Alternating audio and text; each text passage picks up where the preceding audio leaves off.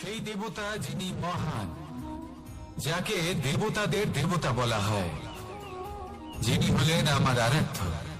কখনো আপনার মনে এই প্রশ্ন এসেছে যে শিবকেই কেন মহাদেব বলা হয়, অন্য কোনো দেবতাকে কেন বলা হয় না? সেই কারণ মহাদেবের মধ্যে, ওনার মধ্যে এমন এক বিশেষ গুণ রয়েছে যা অন্য কারণ নেই। তা হলো নিঃস্বার্থ হয়ে মানুষের সেবা করা। যদি প্রয়োজন পড়ে, যদি সৃষ্টির পথে বিনাশের কালো মেঘ ছেয়ে থাকে, তখন নিজের প্রাণের চিন্তা না করে হলাহল পান করার জন্য প্রস্তুত থাকেন মহাদেব। আর এই অদ্বিতীয় ত্যাগের জন্যই শিবকে মহাদেব বলে ডাকা হয়। এবার যদি কোনো মানুষও নিঃস্বার্থ ভাবনার দ্বারা নিজেকে অর্পণ করে দেয় এই জগতের কল্যাণের জন্য, মানুষের সেবার জন্য, তাহলে তিনিও মহাপুরুষ, মহামানব হতে পারেন।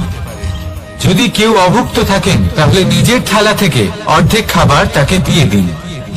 যদি কেউ অসুস্থ হন, তাহলে তাকে সেবা করার, চিকিৎসা করার চেষ্টা করুন। এই জীবন শুধু নিজের জন্য নয়, অন্যদের প্রতি, সমস্ত সংসারের প্রতি উৎসর্গ করুন। যদি এইসব মানুষ শিখে যান, তাহলে তিনি মহাদেবের পথে অগ্রসর হতে পারেন। যদি মানুষ নিঃস্বার্থ ভাবনার দ্বারা এই সংসারের সেবা করতে শিখে যান, তাহলে তিনি নিশ্চিত রূপে মহামানব অবশ্যই হতে পারবেন। আসুন আমার সাথে ভালোবেসে বলুন, রাধা রাধা। স্বর্ণ, হিরে, মুক্ত, মানিক, এই সব কিছুকে আগে পাথর বলা হতো। তাহলে এমন কি হলো যে এদের রত্ন বলা হয়? আর রত্ন তা বাস্তবে আসলে কি? এটা হলো সেই পাথর যাকে আগে আগুনের তাপ সহ্য করতে হয়েছে, পরখ করা হয়েছে, যাচাই করা হয়েছে, এদের কাটার চেষ্টা করা হয়েছে, কিন্তু তারা কখনোই নষ্ট হয়নি, বরং তারা আরো উদ্ভাসিত হয়েছে, আরো উজ্জ্বল হয়েছে, এই সংসারে আরো প্রকাশ ছড়িয়ে দিয়েছে। সেই জন্য এরা হলো এত অমূল্য, সেই জন্য এরা হলো বহুমূল্য, সেই জন্য এদের রত্ন বলা হয়। এবার মানুষের কাছেও এই নির্বাচনের অধিকার রয়েছে যে আমরা শুধু পাথর হয়ে থাকব নাকি রত্ন হয়ে থাকব। কিভাবে? আমাদের জীবনেও অনেক সমস্যা রয়েছে, বাধা আছে, বিপত্তি আছে। আমরা সেই বাধার তাপে উত্তপ্ত হই, এই সমস্যা আমাদের কাটার চেষ্টা করে। অনেক মানুষ বিভিন্ন পরিস্থিতি আমাদের ভাঙার চেষ্টা করে, কিন্তু আমাদের নষ্ট হলে চলবে না। যেভাবে এই রত্ন সমস্যার সম্মুখীন হয়ে পাথর থেকে রত্ন হয়েছে, সেইভাবেই আমাদেরও আমাদের সমস্যার সম্মুখীন হয়ে রত্ন হয়ে উঠতে হবে, এই সংসারে প্রকাশের স্রোত হয়ে উঠতে হবে। তাহলে এটাই করুন আর আমার সাথে ভালোবেসে বলুন, রাধা রাধা। সংসারে সব থেকে বড় শক্তি আসলে কি? কেউ বলবেন শারীরিক শক্তি, কেউ বলবেন অস্ত্রের শক্তি, কেউ বলবেন জ্ঞানের শক্তি। ঠিক আছে, কিন্তু যদি আমি বলি সংসারের সব থেকে বড় শক্তি হলো শক্তি কোনো এক তথ্যের, আগে তথ্য। এই তথ্য নিজেই কিন্তু খুব শক্তিশালী, অত্যন্ত শক্তিশালী অস্ত্র হলো এই তথ্য। আর সত্যি বলতে অনুচিত তথ্যের থেকে অনেক বেশি ঘাতক হলো অসম্পূর্ণ তথ্য। যেরকম আজ শাম্ব রুক্মির সাথে করেছে, ওকে অসম্পূর্ণ তথ্য দিয়েছে, তার ফলে বিনাশ হলো। যদি এইভাবে আপনার কাছেও কোনো অসম্পূর্ণ তথ্য আসে, আর যদি আপনি তা পরখ না করে দেখেন, যাচাই না করে দেখেন, আর নিজের কর্ম করেন, তাহলে উত্থানের বদলে আপনি পতনের সম্মুখীন হবেন, বিকাশের বদলে আপনার বিনাশ হয়ে যাবে। মনে রাখবেন একটা অত্যন্ত গুরুত্বপূর্ণ কথা, সঠিক তথ্য পাওয়া সঠিক তথ্য দেওয়ার থেকে অনেক বেশি গুরুত্বপূর্ণ। আশা করি এই কথা আপনি বুঝেছেন। জীবনে যখনই কোনো তথ্য আপনি পাবেন, সেই বিষয়ে ভেবে দেখুন, পরখ করে দেখুন, যাচাই করুন, তারপর নিজের কর্ম করুন। আমার সাথে ভালোবেসে বলুন, রাধা রাধা। ধর্ম এবং প্রেম, এই দুই হলো একই মুদ্রার দুই পিঠ। যদি এদের মধ্যে কোনোটা নষ্ট হয়ে যায়, তাহলে দ্বিতীয়টাও থাকে না। কখনো ভেবেছেন এমন কেন হয়? তার জন্য আগে আপনাকে বুঝতে হবে যে ধর্ম আসলে কি। ধর্ম সেটাই যা এই সংসারের প্রত্যেক মানুষকে একে অপরের সাথে সুখ এবং শান্তিতে থাকতে প্রেরণা যোগায়। এই প্রেরণার আধার হলো প্রেম। প্রেম সেটাই যা আপনার মধ্যে অন্য কারোর প্রতি করুণাবোধ জাগিয়ে তোলে, সম্মান জাগিয়ে তোলে। এবার যদি প্রেম চলে যায় তাহলে সবার আগে বিনাশ হবে সম্মান আর করুণাবোধের। এবার যেখানে না প্রেম রয়েছে, না সম্মান রয়েছে, না করুণা রয়েছে, সেখানে ধর্ম কিভাবে বাস করবে? অশুভ ইচ্ছে জাগ্রত হয়ে ওঠে, ক্রোধ জাগ্রত হয়ে ওঠে, অহংকার জাগ্রত হয়ে ওঠে, আর তারপর আরম্ভ হয় অধর্মে। তাই যা যা ভাবনা আপনার অন্তরে প্রবেশ করছে করতে দিন, কিন্তু যাই হোক না কেন এই প্রেমকে নিজের থেকে দূরে যেতে দেবেন না। এই প্রেমকে চিরকাল নিজের কাছে রাখুন, নিজের হৃদয়। আর এই প্রেম ভাব নিয়ে বলুন, রাধা রাধা। মানুষের জীবনে উন্নতি লাভ করার জন্য তিনটি স্তম্ভের প্রয়োজন হয়। প্রথম স্তম্ভ শিক্ষা। এই শিক্ষা আমাদের জ্ঞান প্রদান করে। দ্বিতীয় স্তম্ভ ব্যবসা, যার দ্বারা আমরা ধন উপার্জন করি। তৃতীয় স্তম্ভ হলো আমাদের ঈশ্বর, আমাদের ইষ্ট। এনার সাথে যদি আমরা জুড়ে থাকতে পারি তাহলে এমন একটা মানসিক বল আপনি লাভ করবেন যেটা এই সংসারে আর কোথাও পাওয়া সম্ভব না। কিন্তু মানুষ অনেক সময় জীবনে এই তিনটি স্তম্ভ লাভ করা সত্ত্বেও সামনে অগ্রসর হতে পারেন না। তখনও জীবনে কঠিন পরিস্থিতি আসতেই থাকে। এমনটা ঠিক কেন হয়? কারণ সে জীবনে এই তিনটি স্তম্ভ লাভ করে নেয়, জীবনে প্রয়োগও করে, কিন্তু তার ভিতের কথা সে ভুলেই যায়। যেমন প্রথম স্তম্ভ অর্থাৎ শিক্ষা। এই শিক্ষার আধার হলো শুভ চেতনা। যদি অন্তরে শুভ চেতনা না থাকে তাহলে এই শিক্ষার কোনো গুরুত্ব থাকে না।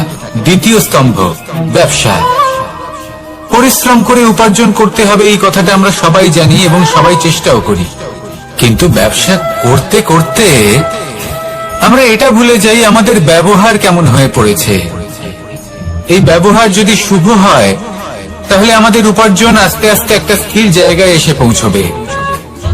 এবং তৃতীয় স্তম্ভ আমাদের ভগবান। যদি ওনার স্মরণে আপনি যেতে চান তাহলে তার পূর্বে নিজের মা বাবাকে সেবা করুন, তাদের যত্ন করুন, তাদেরকে ভালোবাসুন, কারণ ওনারাই হলেন এই সংসারে আপনার সব থেকে বড় ইষ্ট। তাহলে তিন স্তম্ভের সাথে সাথে তাদের আধারকেও নিজের জীবনে প্রাধান্য দিন। কোনো সমস্যা আসবে না, জীবনে একের পর এক উন্নতি করবেন এবং এই মন প্রসন্ন হয়ে বলবে রাধা রাধা। সুখ, দুঃখ এবং শক্তি, এই তিন হলো এই সংসারের ত্রিদেবের মতো। আমাদের জীবনে যা কিছু ঘটছে এই তিনটির ভিত্তির উপরেই হচ্ছে। আসলে এই সংসারের একটা নিয়ম আছে, যখনই আপনি কিছু লাভ করেন এই সংসার আপনার পরীক্ষা নেয়। এটা জানার জন্য আপনার পরীক্ষা নেয় যে আপনি যা কিছুই লাভ করেছেন আপনি কি আদৌ সেটার যোগ্য কিনা। ঠিক সেইভাবেই এই সুখ, দুঃখ এবং শক্তি আপনার পরীক্ষা নিয়ে থাকে। যখন সুখ আসে তখন সে আপনার পরীক্ষা নেয় যে আপনার মধ্যে অহংবোধ জাগ্রত হয়নি তো। যদি অহংবোধ চলে আসে তাহলে সুখ সেখানেই সঙ্গ ত্যাগ করে। দুঃখ আপনার ধৈর্যের পরীক্ষা নিতে থাকে, আর যদি আপনার মধ্যে ধৈর্য না থাকে তাহলে এটা আপনাকে আরো বেশি দুঃখের গভীর অন্ধকারে ঠেলে দেবে। সেখানে শক্তি পরীক্ষা নেয় আপনার বিনম্রতার। যদি আপনি বিনম্র না হন তাহলে হয় এই শক্তি আপনার সঙ্গ ত্যাগ করবে, নয় এই শক্তি বিনম্রতার অভাবে আপনার পতনের কারণ হতে পারে। এই সংসারে যে কোনো ব্যক্তি যিনি এই পরীক্ষায় উত্তীর্ণ হয়ে থাকেন এই জীবনে তিনি সাফল্য লাভ করেন। আসুন আমার সাথে ভালোবেসে বলুন রাধা রাধা। ভয়ের সাথে আমরা সবাই পরিচিত, কষ্ট আমরা সবাই পেয়েছি। কখনো কখনো আমরা অসুস্থ হয়ে পড়ি, আর এমন সময় হলে মাতার মমতা কখনো বাবার স্নেহ, কখনো বন্ধুদের পাশে থাকার অনুভূতি আমাদের রোগ নিরাময়ে সাহায্য করে। কখনো যদি আমরা নিরাশ হয়ে পড়ি, তখন যদি আমাদের কোনো আপনজন আমাদের দুটো ভালো কথা বলে, তখন আমাদের মনোবল বেড়ে যায়। ঠিক তেমন সংসারের এই রঙ্গমঞ্চে যদি আপনি পীড়িত অনুভব করেন, কিছু শুভ কথা আলোচনা করুন, কিছু স্তুতি গান করুন, কিছু মুহূর্তের জন্য হলেও নিজের ইষ্টদেবের কথা স্মরণ করুন আর প্রার্থনা করুন। সাহস বাড়বে, শক্তিও বৃদ্ধি পাবে এবং সামনে এগিয়ে চলার পথও দেখতে পাবেন। তখন এই মন প্রসন্ন হয়ে বলবে, রাধা রাধা। এই সংসারে কখনো কোনো ব্যক্তিকে তার বাইরের পোশাক দেখে বিচার করার চেষ্টা করবেন না, এটা খুব বড় ভুল করবেন। যেমন আমরা জীবনে অনেক সময় এমন করি, ধরুন কোথাও একটা গাছ দেখলাম, খুব বিশাল আকারের একটা গাছ, যেটা মাটির থেকে অনেক উঁচুতে পৌঁছে গেছে, যার বিশাল শাখা আছে। সেগুলো দেখে আমরা ভাবি যে এই গাছে হয়তো কত সুস্বাদু ফল আছে, আমরা সেই গাছের পরিচর্যা করতে থাকি। আবার অন্যদিকে হলো একটি তৃণ, যেটা মাটি থেকে কিছুটা উঁচুতে পৌঁছেছে, কিন্তু সেই তৃণর নিচে, মাটির নিচে অত্যন্ত সুস্বাদু ফল বা সবজি জন্ম নেয়, যা আমাদের স্বাস্থ্যের পক্ষে অত্যন্ত উপকারী। সেই জন্য কখনো আবরণ দেখে কাউকে বিচার করতে চেষ্টা করবেন না। তার বদলে এটা বোঝার চেষ্টা করুন যে আপনার সামনে যে ব্যক্তি আছে বা বস্তু আছে, তার বিশেষত্ব কি। যদি এই বিশেষত্ব বোঝার ক্ষমতা আপনি অর্জন করেন, যদি এই শিল্প আপনি নিজের ভেতরে জাগ্রত করেন, তাহলে এই সংসারে বিশেষত্ব কি সেটা আপনি জানতে পারবেন। আর এই সমস্ত খেলা দৃষ্টি থেকে নয়, দৃষ্টিভঙ্গি থেকে জন্ম নেয়। দৃষ্টিভঙ্গি সবসময় শুভ রাখুন আর আমার সাথে ভালোবেসে বলুন, রাধা রাধা। লোকে বলে মানুষ নিজের ভবিষ্যৎ জন্ম থেকেই লিখিয়ে আনে, অর্থাৎ এখানে এই কপালে। ভাগ্য দেবতা আমাদের সমস্ত উত্থান, সমস্ত পতনের হিসেব সবটা লিখে দেন। কিন্তু কপালে কেন, পায়ে নয় কেন? যদি পায়ে লেখা হয় তাহলে আমরা পড়তে পারবো, যদি কপালে লেখা হয় আমরা ছাড়া বাকি সবাই পড়তে পারবে। এবারে আমাদের কপাল এখানে তাই প্রতিফলিত হয় যা আমাদের মস্তিষ্কে আছে, আর মস্তিষ্কে থাকে আমাদের ভাবনা। তাই এই ভাবনার ধনাত্মক হওয়া অত্যন্ত জরুরি। এতে বিকাশের জন্য স্থান রাখুন, এতে সবাইকে একসাথে নিয়ে চলার ভাবনা রাখুন, আর বিশ্বাস করুন আপনার মস্তিষ্কের এই ভাবনা সাফল্য রূপে আপনার কপালে অবশ্যই লিখিত হবে। কারণ আপনার ভাবনাই সত্য হয়ে আপনার জীবনে আসে। রাধা রাধা। সময় বড়ই অদ্ভুত, এই সময়, তাই না? দেখতে গেলে এটা একটা অনুভূতি, একটা সংখ্যা, একটা বিষয়। এবারে দেখুন না, সূর্যোদয় সকলের একসাথেই হয়, তাই তো? কারোর আগে কারোর পরে এমন তো হয় না, সবার একসাথেই হয়। আবার সূর্যাস্ত সকলের একসাথেই হয়। এবারে ভাবুন, এই সময় প্রত্যেকের জন্য আলাদা আলাদা। কারোর জন্য এই সময় ভালো, আবার কারোর জন্য এই সময়ই খারাপ। এক্ষুনি এই মুহূর্তে কারোর মুখে সফলতার আলো রয়েছে, আবার কারোর মুখে অসফলতার নিরাশা। এটা কেন? কেন এই সময় কারোর জন্য শ্রেষ্ঠ, আবার কেন তা কাউকে নিরাশ করে? এটার উত্তর হলো আপনার চিন্তা, আপনার কর্ম। যেমন আপনার চিন্তাধারা তেমন আপনার কর্ম, আর তেমনই হবে আপনার এই সময়। আপনি জীবনে সুখ তখনই পাবেন যখন আপনি কারোর মুখে আশার আলো এনে দেবেন। আপনি আনন্দ তখনই পাবেন যখন আপনি কাউকে খুশি করবেন।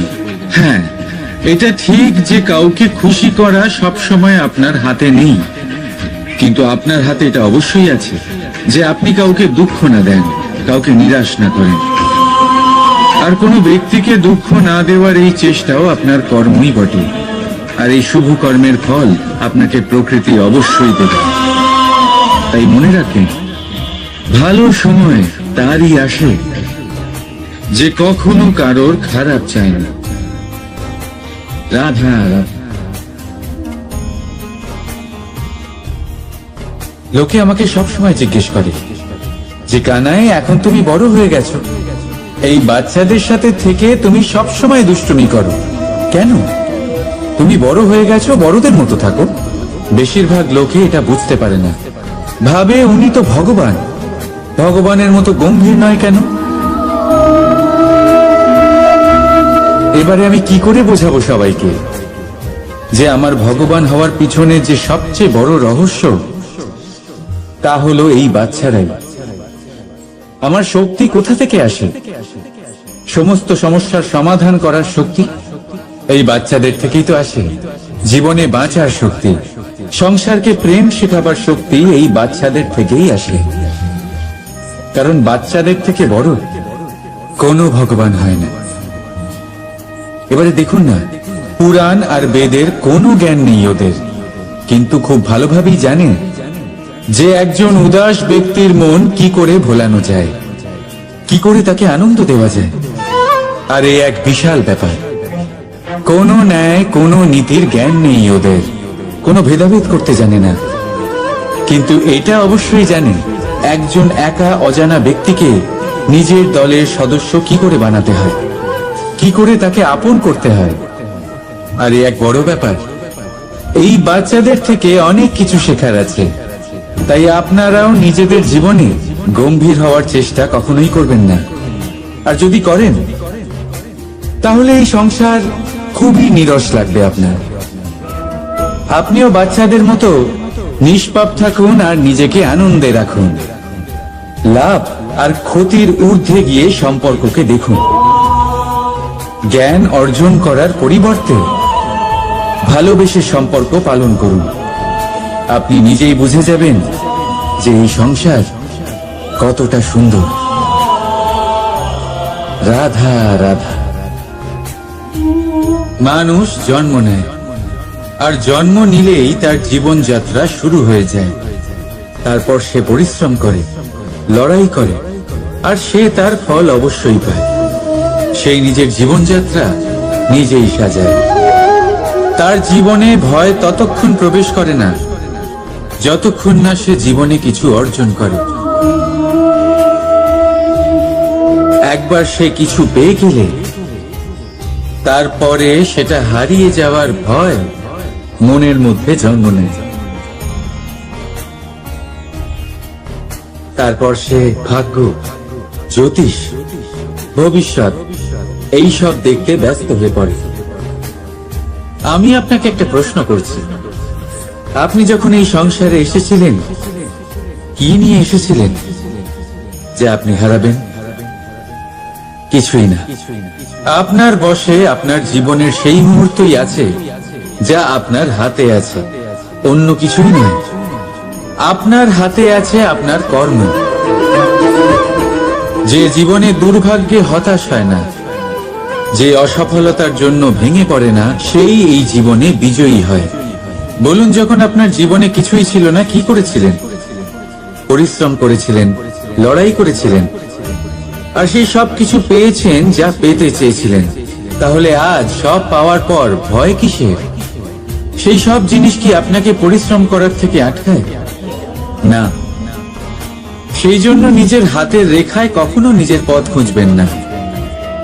কারণ এই সংসারে যাদের হাতই নেই, তারাও নিশ্চিতভাবে তাদের নিজের পথ নিজেই বানিয়ে নেয়। তাহলে আপনার কি নিয়ে চিন্তা? রাধা রাধা।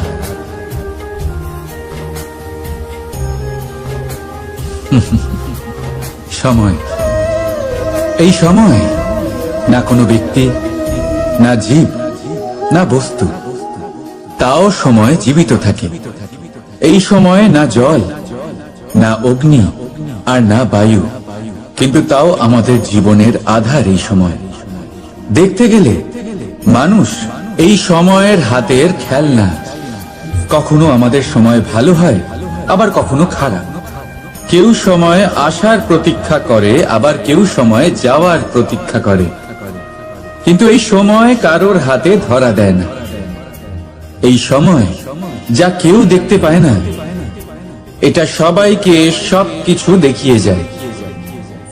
দেখিয়ে যায় যে আপনকে আর পরকে, আমাদের শুভাকাঙ্ক্ষীকে আর ক্ষতিকে চায়, আমাদের মিত্রকে আর আমাদের শত্রুকে।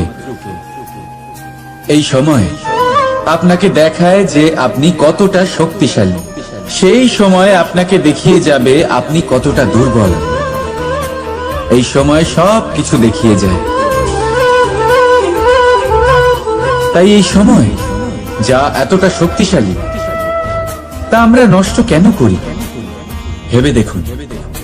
এবারে উঠুন আর এই সময়ের সম্পূর্ণ ব্যবহার করুন। এই সময়ের সদ্ব্যবহার করুন, কারণ এই সময়কে ব্যবহার করাটাই আপনার হাতে রয়েছে, আর কিচ্ছু না। আর এই সময় একবার বয়ে গেলে তখন যাই করুন না কেন, কখনো ফেরত আসবে না। সময়ের সদ্ব্যবহার করুন আর সবার মধ্যে আনন্দ